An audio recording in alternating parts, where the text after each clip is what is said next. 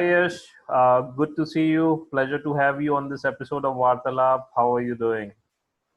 I am very good and I'm very excited for our interview as well. Great. So, for my listeners, Yash is 18 years old. He has delivered four TED Talks and a Josh Talk.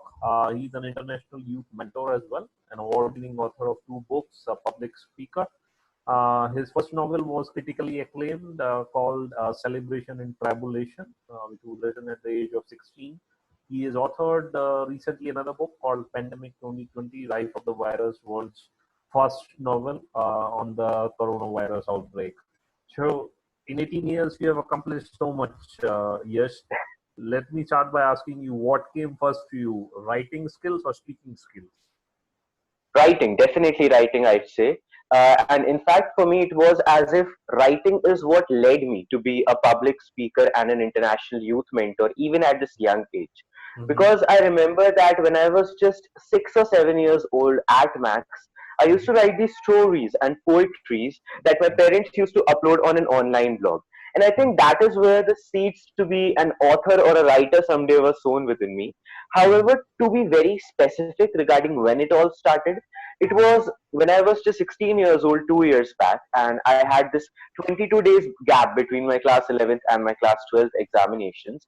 Mm-hmm. And that time period was the one which I'm not going to go into way too much detail regarding that right now. But Mm-hmm. still, that was the time when I authored my first novel within 22 days, and that was titled A Celebration in Tribulation. And the acclaim and international awards and recognitions that that particular novel received.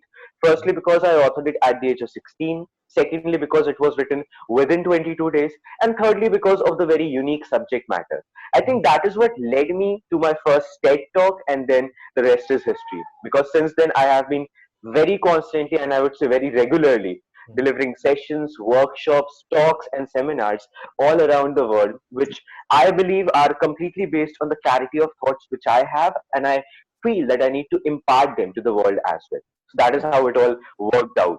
Okay, so how did you get this idea of your first book? Was it something out of the blue, or did you research something? How did that happen? Yeah, so see, the thing is that I'll be very honest with you over here. The only inspiration, the initial inspiration I can say to write a book Mm-hmm. came from the fact that I have these 22 days in my hand. My class 12th is going to start, and all of us know how significant the 12th boards are in any student's life, right? Yeah. So I knew that the pressure was going to be sky high in just 22 days from now on. Mm-hmm. Moreover, I was going to be elected as the head boy of my institute, so even more the pressure was growing up. So I just decided that I some way want to utilize the next 22 days holiday that I have in hand, and why not do something, much elaborate in the field of writing that we have been doing since a very long time. Like by that time, I had authored a lot many, we can say, stories and poetries that were not just published but even awarded. So it was just a tingling within me that let us just begin the process, let us see how it goes. And fortunately, I would say within 22 days only, I was able to finish the entire writing process of the book. Now, when it comes to the inspiration behind the story, behind the concept of the book itself, so I was, of course, researching a little bit regarding what I should write about, because Mm-hmm. that was my first novel and I was just 16 years old. I was not Right. 100% sure about even the modalities of it, because Right. right now, if I'm getting to mentor thousands upon thousands of people about how they can write their book, to be very honest, by at that time in life, I did not have a mentor regarding how to write a book myself. So Yeah. I was still searching and extending my hands for as far as I could. But I came across this particular ailment called the CJD disease, or the Okay. Creutzfeldt-Jakob disease, which you might have heard of. Mm-hmm. And it is a neurological ailment that still doesn't have a cure like cancer.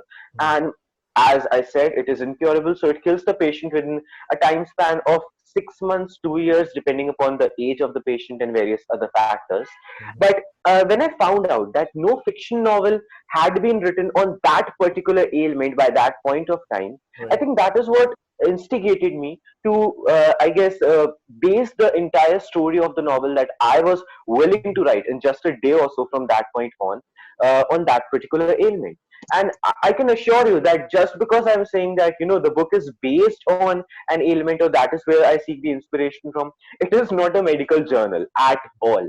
It Okay. is just the foundation of the book is led on the Creutzfeldt Jacob disease, the book being a celebration in tribulation, and the entire story is all about humans. It is all about human emotions and human capacity of dealing with something as remorseful as an incurable disease. So that is what it has been about. And even my latest novel, Pandemic 2020, the inspiration is the coronavirus outbreak, but the primary focus is on the humans only. So, while you were writing these two books, and you might have finished completing them, did you find any help in terms of proofreading or copy editing, those kind of things? Was there any help within the family, friend fraternity, or how did you go about doing that? Family. Talking about the family, they weren't even knowing the fact that I was writing a book until it was finished. Okay. Like, this is a big coincidence that both of the times when I finished the book, it was like, I can say 12 in the night or 12 in the morning, however you would like to put it as. And that was the time when I actually reached them that, I have finished this book yet again. So I would like you to know about it, and we are going to get it published as soon as possible. Mhm. So they weren't even knowing the fact that I am writing a book both of the times. And I was writing a celebration tribulation or even Pandemic 2020. After that, it wasn't as if I went into the proofreading or editing service so much, because I have known from, some close contacts that sometimes that process also leads to a little bit of editing in the concept of the story as well. And the Yeah. creative freedom of the writer, of the author, is not properly maintained, let alone respected. Mhm. So that is something I cannot compromise with at all. Mhm. I would rather trust my own instincts regarding how I have written it, and just, try to proofread it as many times as I possibly can, than giving it to somebody else to depend upon them regarding how they would like to frame out the story to be, the concept which I have come up with. So Okay. that is how I guess I work. But I wouldn't say that everybody has to work in the same direction. We know that I guess 95% of people do get their works edited and proofread at some point of time. So it Mhm. is totally fine. It totally depends on the creative freedom of the author and the person that we're talking about. But for me, it is not something that I look forward to. Okay, cool. So that's a good tip. I, being a first-time author, as I was telling you, I have finished writing my Yeah, book, but I still want somebody to probably proofread, not just me, but you somebody can to. you can give it to me. Sure, I'll love to. So moving to the speaking side of it, and you said that probably writing started first for you, but where did that motivation for speaking come through for you? All right. So, as I briefly mentioned, that it was first the book, A Celebration Tribulation, then the TED Talk, and then the public speaking journey and the international youth mentorship journey. Now, to elaborate a little bit on it, I would say that when a lot of international acclaim was generated around my debut novel, which I authored at the age of 16, I was invited for my first TED Talk, and we all can understand how big of a deal a TED Talk is in any person's life, I would say, let alone at someone who was just 16 years old back then. So I was like, seriously, I was just jumping with excitement and everything. But it was only after delivering that TED Talk when I truly understood the significance which it had on my life, because I was able to see the global level of positive impact, the global level of positive change in the ideologies of people all around the world. My first TED Talk was able to generate, even if I was very young, even if the subject matter was a little bit different from what usually is talked about, but I still was able to see that it is able to generate a great deal of positive impact on the mind of each and every listener all around the world. So that is something which I think motivated me a great deal. That even at this young age, I am able to use my words. I am able to use my clarity of thoughts to not just do good of my own self, to not just benefit my own self, but also to help hundred upon thousands of people around the world. I can truly create a social impact just with my voice. So I think that kind of motivation which I received from my first TED talk, the encouragement around it, has what led me to finally decide that being an international youth mentor or a public speaker or even a motivational speaker, I can say, is primarily dependent on the motivation which I received back then because of my first TED Talk. So my first TED Talk is what led me to be who I am today to some degree. And yes, that is how it all started. And by that time, I have delivered three more TED Talks. So it is four TED Talks in total. I have delivered a Josh Talk, which has recently received, I think, 3 lakh views globally. So that is something which I'm really very happy about. And every day I get, I come across all these messages and all these request DMs from people all around the world asking me how to do this, how to do that, how to improve their writing skill or public speaking skill, or even um, how to deal with the forces of introversion and anxiety and stuff like that. And that is also something which reminds me of the fact that I truly am able to do something with the voice which I have within me, or with the potential to speak in an impacting manner that I have within me. So I think that reminder, that constant reminder of every day is what keeps me going as well on everyday basis to continue with this journey, which I do know is a little bit difficult for a lot many people to pursue. It is not something that is conventional in this world. Like, we have these conventional career paths that people even at a very later age in their life pursue. But for me, to choose this kind of unconventional path at this young age of 18 right now is all dependent on the fact that I want to do something good. I intend to truly create a social impact with the kind of strengths which I have within me. So why not utilize it to the best of my ability? So I think that is also what keeps me going in the process. Sure, sure. That you hinted at certain things about the psychology and introversion and anxiety about speaking. So it takes a lot to prepare for a speech, and I have Yeah. tried it out. I have failed while I was. I went through Toastmasters a couple of times, and I could not make an impact that I thought I would be able to. So there is a lot which goes in a speech. How do you go about preparing yourself in to be able to speak to wide audiences? So TEDx is different, those talks Yeah. is different, the It, audience is it is it is it is totally different. Like, I mean, no matter how much we say anything about being a conversationist at a TEDx event or a Josh Talk event, at the end of the day, it truly is a one-way thing only. Like, different. you are speaking and people are getting to listen to you. So Yeah. that is a completely different deal. I wouldn't even touch upon that. But when we talk about these sessions or workshops that I get to deliver on everyday basis, whether it is through the platform of web or even the physical events that we were having earlier, which I really very much miss right now.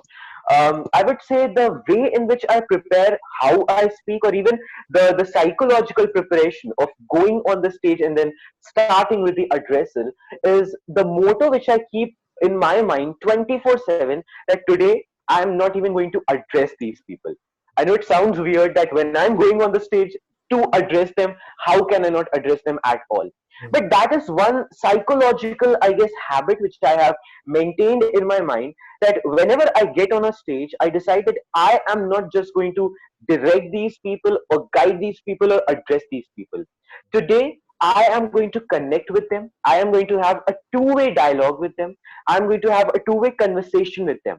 It is not just going to be a simplex conversation where I am simply speaking for hours upon hours and they are simply listening for hours upon hours. Yeah. It is going to be something where I am going to speak and they are going to speak. I am also going to learn from them and they also will learn from me.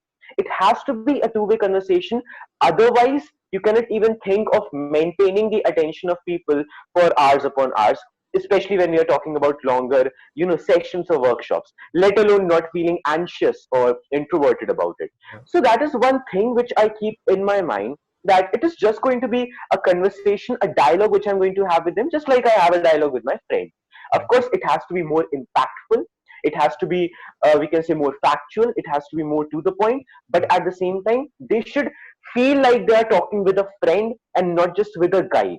Because, see, if at the age of 18 I am addressing these people, very old people from the corporate world, or from the professional sectors, who are twice or thrice as old as I am right now, I have to keep in mind that my age shouldn't be something that becomes a hindrance in what I am speaking about. Because, to be very honest, I have experienced youthism or reverse ageism, as we call it, in past in certain instances.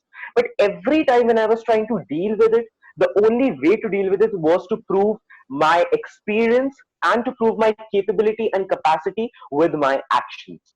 So Yeah. whatever you have to do, you have to prove it not through the form of words by arguing or fighting, I would say, but through your actual actions, that people can acclaim you based on what you are doing and not just what you are telling. So that is the one motto. Another motto I keep in my mind. Thirdly, when we talk about feeling anxious when we get on a stage, Yeah. the only thing which I would like to remind you is that when you get on a stage and you are coming across, let's say, thousands of people in the front row itself, Yeah. and you're seeing a crowd of millions of people, and you feel very scared about it, it is only an adrenaline rush in your body. Trust me, that is nothing more than that. Now, how you channelize that adrenaline rush is totally up to you. Whether you channelize it in the form of a fear within you that, I am going to address so many people, what am I even going to do? Or you channelize that adrenaline rush in the form of an excitement within you. That today I am getting to address these people, I am getting to connect with so many people at once. So why not utilize this opportunity to the best of my ability? So Mhm. at the end of the day, it is totally up to you how you channelize it all. It is totally dependent on you how you take it all ahead. But yes, definitely keeping yourself reminded that it is not just going to be a one-way conversation, but a two-way dialogue like you have with every person definitely helps a lot. Great. Yeah. I mean, that's a very good thing that you mentioned, the two-way conversation, being able to make it more interactive rather than just being an address. So that makes a lot of difference. Sure. Exactly, You exactly. you have given TEDx as well as Josh Talks. How did you see the differentiation of branding in on both sides? So TEDx is more international, Josh Talks is more Indian, I'll say. How Indigenous. We can say it is more on the side of India. how did Yeah. you find So. the differences? Mhm. I mean, see, to be very honest, I cannot speak about branding at all. That would be a little bit wrong. But to speak about how things go about in both of these platforms, I Mhm. have to say that these are completely different. Mhm. Like, I remember that when I was sitting in the studio only for my Josh Talk recording, I mean, first of all, the Josh Talk, in most of the cases, it is a recording sort of thing, while as for a TED Talk, it is a proper event where you are addressing actual thousands of people at once. So that is a very major difference, I would say, which it makes on any person who is addressing through their talks. But secondly, the Josh talk, I would say that it is more about the person's life, whereas TED talk is actually not about a person's life. In Josh talk, it is more about the individuality that you have within you, and of course, how with that individual life and journey which you have led, how you are impacting thousands of people around you. Mhm. But at the same time, for a TED talk, it is not about your journey. It is not about who you are or what all you have done. It is more about the kind of solution that you're presenting to some sort of social problem, to some sort of social issue, or how you deem the, let's say, the topics which are still very much in conversation or which we need to talk about in based on your own ideology or your own experience. So Josh Talk is in most of the cases an account of a person's journey and a person's life, whereas TED Talk is more of a solution regarding some or the other kind of social problem. It can be educational, technological, political, not political, I'd say, but of any other categorization that we can possibly talk about. It is more of a problem solving thing, whereas for a Josh Talk, it is more of an inspirational talk. And mark my words, TED Talks are never motivational talks. A lot many people say that, if you want to feel motivated, just watch a TED Talk. A TED Talk can clear out your ideas, but the person is not willing to motivate you at all. They are simply presenting solutions, practical solutions Mhm. to the practical problems or the psychological problems that you're facing. And that, of course, is sort of a motivational process, but it is not some sort of inspirational talk that you get to listen to on some other platform. So Yeah. I would say the way in which the TED Talk works, it is completely different from the other platforms, just like it is with Josh Talk. Even on Josh Talk, you are not supposed to simply deliver a general account of what all you have done. It has to be Mhm. creative. It has to truly have an impact. Like when I was framing out my script for my Josh Talk, and I was just 17 years old, last year only, they told me very clearly that it just shouldn't highlight the good things in your life. It has to have the down points, the tipping points in your life as well. Then only, yes, you will be able to truly inspire the people who are listening to you. and I listened to them. I prepared the talk around that point only, and it was, I guess, it was just 20% of the good things in my life and 80% of all the hardships that I have faced. And that, trust me, I am able to see how big of a difference it can make in a person's life. Like, there are even 300 or 400 comments just about the fact that, Yash, we relate with the journey that you have had, and you have inspired us about the fact that if you could come from that point in your life where you were completely introverted and anxious to here where you are addressing thousands of people internationally every day, then perhaps we can also come out of our comfort zone someday soon. So the platforms are completely different, the way in which they function are completely different, but both of them are uniquely inspiring, I would say.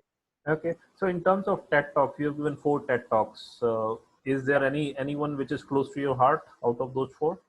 Which The first one, of course, I mean, there is no doubt about that at all. The first one is the first one that started it all to some degree. Mhm. And especially the first one was like, it generally was about myself to some degree as well, because I was talking about overthinking, Mhm. and I related most of it with my own life as well, how overthinking had an impact on my life. So the first one would definitely be very close to my heart forever, wherever I go. The last one also was very special. The second last one was also very special. The third last one was also very special. So I would say that there is no differentiation as such. But one thing which I love about, going on these platforms is, of course, the great platform which I'm getting, to the international platform, to reach out to billions of people around the world. But at the same time also, like, being alongside on stage with so many renowned personalities. I cannot even list them down in a session of just 40 minutes that we have right now, Yeah. because here I am, just 16 or 17 years old, and here we have these 70, 80, or 90-year-olds who are global change makers, not even from India, but even global change makers, global social impactors, youth mentors, and whatnot, even actors and professionals, and I would say creative personals from all around the world. And here I am getting to deliver a talk alongside them. So that is something which also, makes me very happy. It delights me a great deal that I am able to meet so many renowned people even at this young age, and of course to visit so many wonderful places. Like, I wouldn't have imagined that I would be visiting at least most parts of India within 1 year, within the span from, I guess, just couple of months, last year only, and that was something great as well, a great experience. Mhm. So yeah, all of these TED talk and all of these Josh talks and whatever talks we talk about over here, they bring some unique experience. They bring some memorable experience in my life, which is going to be there etched in my heart forever, wherever I go. Okay. So one last question is, there is a lot of fame that you have come across in last two and a half years. How do you deal with that, and how do you deal, how your parents and peers deal with that as well in your close Yeah. circle? Exactly, exactly. So the closed ones, I would like to talk about them first, especially the parents, the family in particular, I would say. They Mhm. are always very much supportive. Like, whenever I am in an interview or whenever I am asked this question, I always say that I wouldn't have been able to do what I'm doing right now had it not been because, or at least with the help of the support that my family always had for me. Like, just think about it. Here I am in class 12, in 12th standard, with my boards examination, in a class where most of the parents are asking their kids to, completely forget about everything and just focus on the boards. And here are my parents who are not just supporting me and allowing me, but even encouraging me to visit other schools and colleges to deliver talks, to, work on a book that I have written at that age, and not just worry about the boards examination which I have in hand. So you can understand the amount of encouragement and creative support which my parents always have provided me. They have always encouraged me, they have always pushed me in this journey, and even the rest of my family always has been very much supportive as well. They, I guess, are the biggest of my support system in this world. Now, talking about how I feel regarding all this appreciation, regarding all this, I guess, acclaim all around the world, I'd say that definitely it does makes me very happy, because it's some way, I cannot say that it is a statistical measurement of what I'm doing and to what degree it is able to do something good in this world. But of course, it is a reflective of the fact that yes, whatever I am doing, it really is causing some or the other good in the world. So that reminder is of course very much delighting and motivating and inspiring for me. But at the same time, every night when I go to bed, it is not the delight which I go to bed with. It is the reminder, the constant reminder in my mind that today, if I am able to do all of this, if I am able to, let's say, deliver 4 TED Talks or Josh Talk or be an international youth mentor or even publish these books at this young age of 18, then that means that I have a long way to go. That means that I have a platform which I still need to use to the best of my capacity and even to the better of my ability than I have been doing right now. It is simply a reminder of the fact that I need to do more. There is still much more to be done. There is still a greater responsibility on my shoulders for all the people who are connected with me or who follow me or who look up to me to some degree. So that is how it works for me, and I think that is what keeps me grounded as well throughout this. And yes, that is what I would like to speak about it. Great. Yes, I mean, at 18, whatever you are doing, I think it's an inspiration for a lot of people like me as well. There is so much to learn from you, your words of wisdom, and I'm sure you would keep on reflecting upon it and giving your best in years to come. Thank, It was a thank you so pleasure. much. It was a pleasure having you Thank you. today, and hope to connect with And you in I future again. am Yes, and I am very eagerly waiting for your reviews on Pandemic 2020 as well. Sure, I'll love to go through that book as well. Thank you. Thanks for your time today. Have a wonderful Sunday. Thank you. Bye.